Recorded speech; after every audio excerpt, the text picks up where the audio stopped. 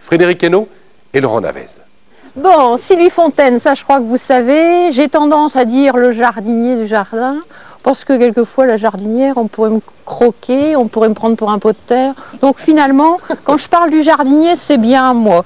Vous verrez ici, il y a des arbres venus de tous les pays, mais je pense que vous n'aurez pas l'impression d'être dans un jardin exotique. On a profité effectivement de cette richesse végétale pour créer ce jardin, mais vous verrez, on est encore bien en Avesnois.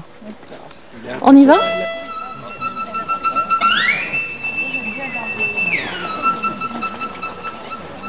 Depuis que Sylvie Fontaine a obtenu le label Jardin remarquable, de plus en plus de jardiniers du dimanche viennent pousser la grille de sa maison à Maroilles. Près de 2000 personnes ont déjà suivi la guide cette année. Je crois que ce jardin existe parce que je suis une petite fille de l'Avesnois et que le bocage pour moi est une histoire importante. J'ai vécu mon enfance dans les pommiers, dans les boutons d'or. Partager cette sensibilité par rapport au végétal et à la nature, c'est important.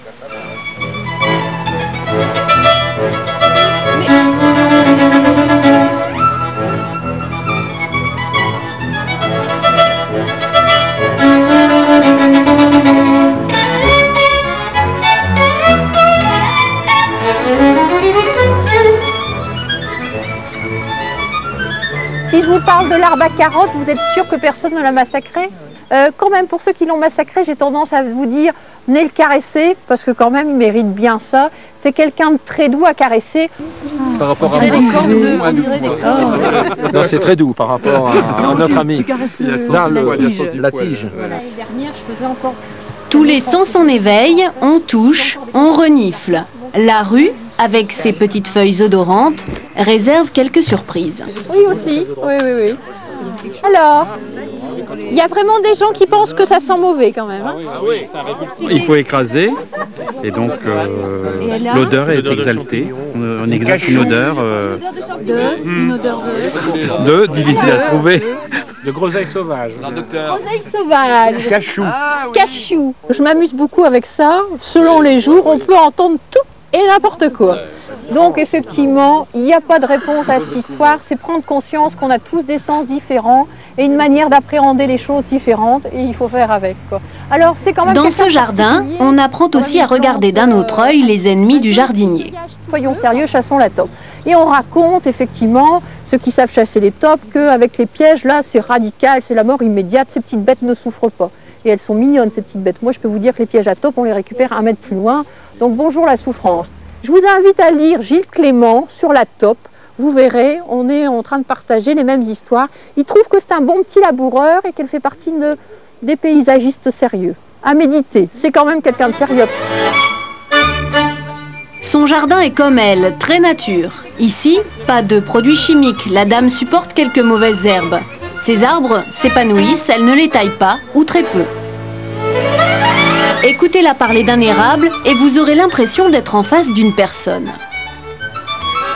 Moi, je m'appelle October Glory et quand même, vous avouerez que je sais faire du rouge assez impressionnant.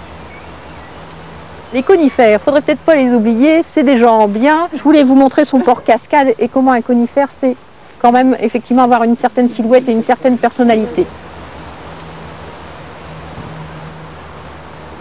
Elle est impressionnante de vie, elle transmet sa passion, elle la communique et avec beaucoup de bonté. Et elle vit, elle respire comme son jardin. Ce que je suis maintenant, c'est parce que j'étais médecin avant. Et ce jardin, il est aussi ce qu'il est, je pense, parce que j'ai eu une autre vie avant.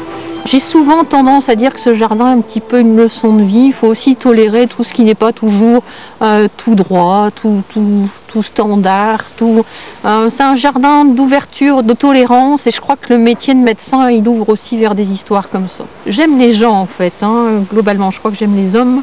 Ça c'est clair. Et en fait, bon, j'ai décidé d'effectivement, il y a 5 ans, de consacrer ma vie à autre chose. Peut-être que j'avais partagé assez de misère humaine et que j'avais envie de partager du plaisir avec les gens. Peut-être une histoire comme ça, ouais.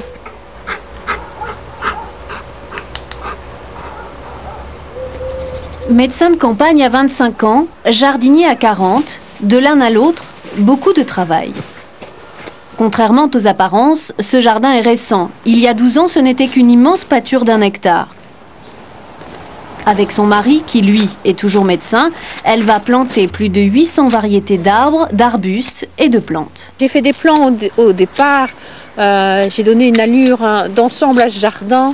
Il a été conçu certainement comme une promenade. Et puis cet aspect un peu fouillis, là, je pense que c'est peut-être les défauts pour certains du jardin, mais pour moi maintenant c'est devenu des qualités. Parce que c'est effectivement des zones où s'abritent toutes ces petites bêtes. Et en fait il y a un réel équilibre écologique dans ce jardin. La biodiversité, le fait d'utiliser aucun produit, tout ça effectivement se régule et on se rend compte que finalement tout le monde est en bonne santé. Le jardinier doit être avant tout quelqu'un de sage et puis prendre le temps de voir, d'attendre. Et finalement on se rend compte que les choses s'arrangent souvent d'elles-mêmes en fait.